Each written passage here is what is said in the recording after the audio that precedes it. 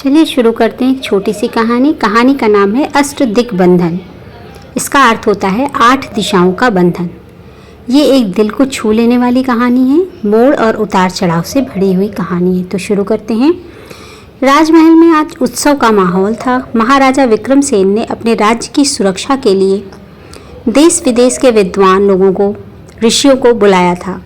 कारण था सीमा पर फैली एक अदृश्य शक्ति जो राज्य की सुख शांति को धीरे धीरे खत्म कर रही थी।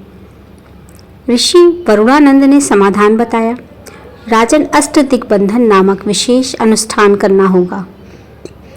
8 दिशाओं में दिव्य रक्षा बंध स्थापित करके आपको प्रजा और संपत्ति को सुरक्षित करना होगा।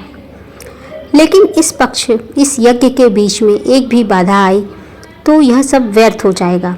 राजा ने तुरंत आदेश दिया, राजमहल से लेकर गांव-गांव तक हर जगह पहरा कड़ा कर दिया जाए। अनुष्ठान शुरू हुआ। उत्तर दिशा में रक्षा सूत्र बंधा ही था कि अचानक राजमहल में खबर आई, राजकुमारी अनन्या लापता हो गई हैं। महल में अफरा तफरी मच गई, लेकिन महाराज ने यज्ञ रोकने से इनकार कर दिया। कहानी कैसी लग रही है? अगर पसंद आ रही है तो प्लीज़ चैनल को लाइक, शेयर और सब्सक्राइब ज़रूर कीजिएगा। तो बढ़ते हैं अपनी कहानी में आगे। राज्य बचेगा तभी बेटी बचेगी, उन्होंने दृढ़ स्वर में कहा। पूर्व दिशा में रक्षा बंधन करते समय एक रहस्यमयी अंधी वृद्धा आई और बोली, महाराज, आपकी बेटी मेरे पास है, लेकिन अगर आपने अभी यह बंधन पूरा किया तो वह हमेशा के लिए पत्थर बन जाएगी। सब हैरान रह गए। वृद्धा के शब्दों में अजीब सा विश्वास था और भय भी था। महाराज का दिल बेटी की याद में पिघलने लगा।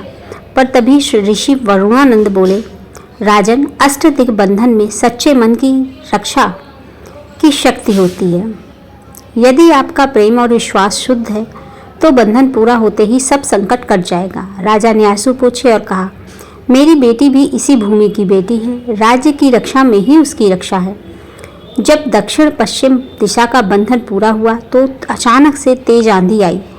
आकाश लाल हो गया और वृद्धा ने क्रोधित स्वर में कहा, क्या कहा उसने? चलिए जानते हैं। तुमने मेरी चेतावनी को ठुकराया, अब देखना।